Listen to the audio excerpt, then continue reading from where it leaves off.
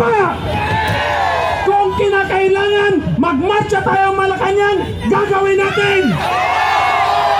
Gusto natin ng payapa, pero hindi tayo duwagan, hindi tayo tanga. Kung talagang matigas ang ulo niya, hahantong at hahantong sa di natin gusto. Pero ang mga Pilipino hindi atas. Lalaban tayo. Isa akong vlogger, isa akong accountant. Ang ginawa ko lang dati, magsulat ng katotohanan. Anong ginawa ni Marcos at ni Torre? Ni-raid ang bahay ko. 20 ka mga CIDG officers ang pumunta sa bahay ko, kinuha yung laptop, kinuha yung cellphone, pikinawaran. Gusto nilang patahimikin ang mga Pilipino. Tinakot nila yung mga vlogger. Ano ang gagawin ko? Hindi ako matras. Kahit wala akong pinanser, walang tumutulong, hindi ako matras. Sinabi ko kay Torre, Torre, humarap ka, pumunta ka sa bahay ko. Magsuntokan tayo, magsaksakan tayo. Gusto kong makita kung ano ang tapang mo. Ang tapang ng mga Pilipino wala sa pera, nasa puso. Kung magkaisa tayo ngayon, kung dadami tayo ngayon, walang makakapigil sa akin.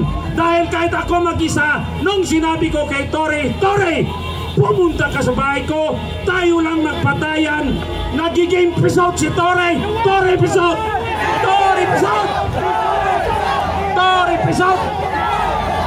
At ang yabang pa ni Torre, sabi niya, sasali daw siya dito. Nakalimutan ba niyang ginawa niya kay Tatay Digong? Nakalimutan ba niyang ginawa niya sa KOJC?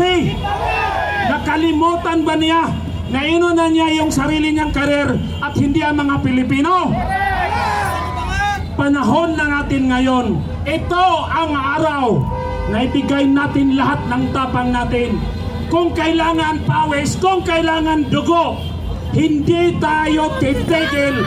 Umpisa na to na araw na to, hindi tayo uwi hanggat walang mangyayari. Dahil si Bangag ay isang duwag, adik at walang kakayan.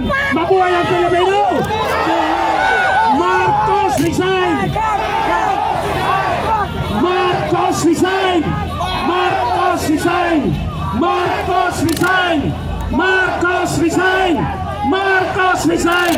Bakit tayo matapang ngayon? Dahil merong suporta ang mga retired military and men in uniform, kahit mismong mga aktibong pulis, kahit mismong mga aktibong military, nagbubulong sa atin. Sir, magpadami kayo para makita natin. Magparami tayo. Sumisikip tandaan. Hindi tayo atras. Marcos resign! Marcos resign! Marcos resign! Marcos resign! Marcos resign! Marcos resign! Marcos resign! Marcos resign!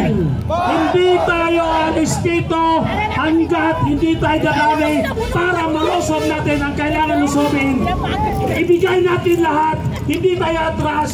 Mabuhay ang Pilipino. Ito ang araw magiging history. Kaya wala na atras, walang pipiyok.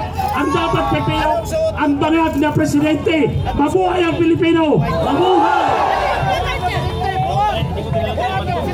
Okay, maraming salamat Joel Labinas ng probinsya ng Cebu. At ito, bigyan naman natin ng pagkakataon yung kanina